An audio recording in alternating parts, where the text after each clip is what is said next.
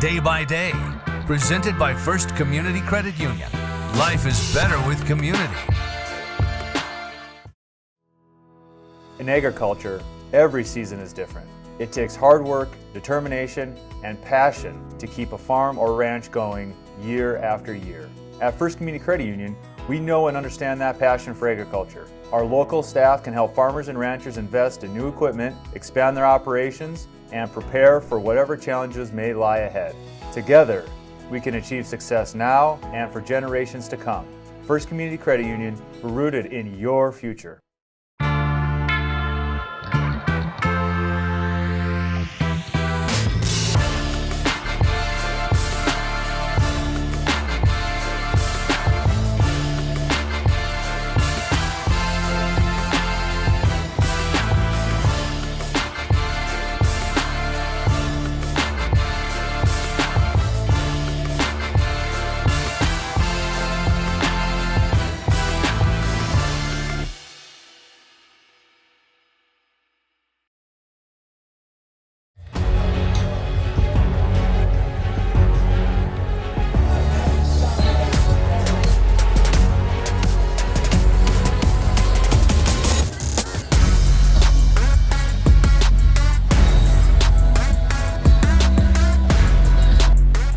You know, we have some work to do to play against a top team in the country. You need to really execute at a high level and play physical while doing that. You know, you need to have your eyes in the right spot, your focus has to be great, and then when it's time to trigger and go make a play, you need to go do it. Our effort was good, we just got to focus a lot on execution. Playing every play like it's your last play, going as hard as you can, making sure you're in that right gap and just making sure you understand that every play could be that next big play. And we got to do that from now on. It was kind of good to get those out there after our first two games, kind of handily winning those, to kind of have that wake-up call like, hey, we're not all that. We need to do some work day by day, 1% better every day. Felt good to finally get out there, be able to make some plays for the team, you know, after being injured the last few years and stuff, getting back on the field, getting into the feel of things, it really feels good. I mean, everyone showed that like we're not going to give up even if we're down by 20 points or we finish games. So the score wasn't going our way either way, but we've seen the team come together and finish the game strong. So. We put it past us now, but the 24 hours after that, it really stung for us as a program. We're motivated and fired up for the rest of the season. You got to put everything in the proper perspective, and the reality is we're 2-2. We're early in the season and have everything out in front of us. Obviously, learning from that experience is really important. If you approach it that you got to learn and have an opportunity to improve because of that experience, that's the way you got to look at it. And you got to be excited to get better each and every day and get ready for this next opponent.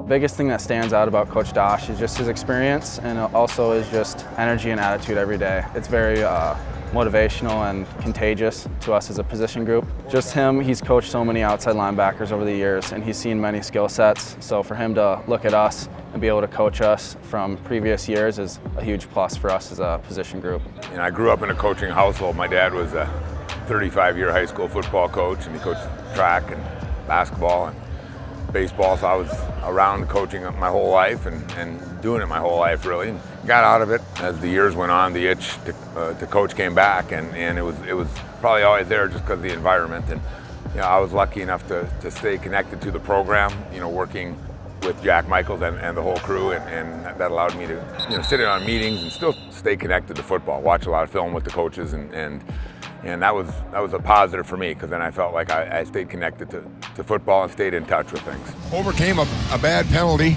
and it's great to see you score a touchdown after you get put way behind the chains like UND did. Now let's make the kick. Every Sunday night we were meeting, and we called it Sunday Night Football. And we've been coached together for a long time and known each other for a real long time, so it was real helpful to me to have a guy with his experience to sit down and watch our upcoming opponent, take notes and ask for input. So he never really left the game of football.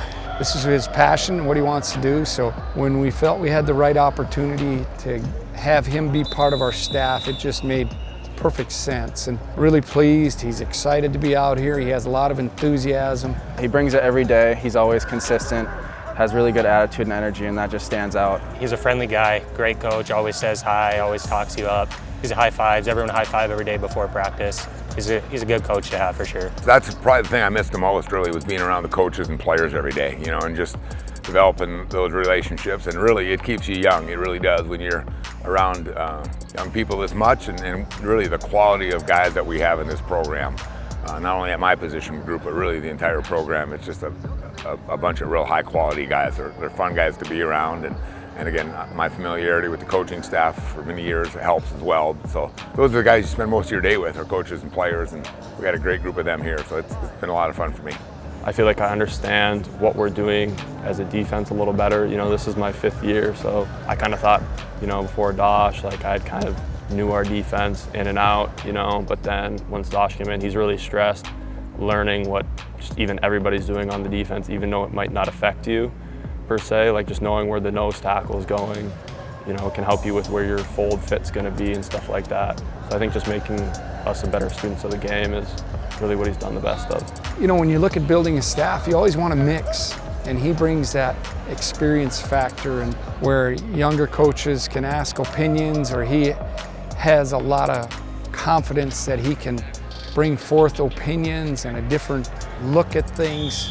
With the staff here, that, you know, I was fortunate enough to coach with Austin Flieger, and I coached together for about 6 years prior. Travis Steps and I coached together a couple of years, and then knowing Joel Fire and Carl Reinholtz, just being around them, you know, there's a lot of terminology and stuff that I was very familiar with from past years. Because we weren't together all those years. We were gone for 10 years, and he can bring a different insight into my office. And that's what I want as assistants, to, you know, be in your ear and have you challenge you and have you take a different look at things. You don't want a bunch of people that are just agreeing on everything. Obviously, when it comes down to making decisions, you make that final decision, then we got to all be on the same page. But to bring a different perspective and challenge the thought process and challenge what we're doing and trying to get better, he brings a whole lot of that to our staff. It's fun though, but because if you're enjoying it like I do, then time goes fast when you enjoy it, and it's really been an enjoyable thing for me to do my whole life.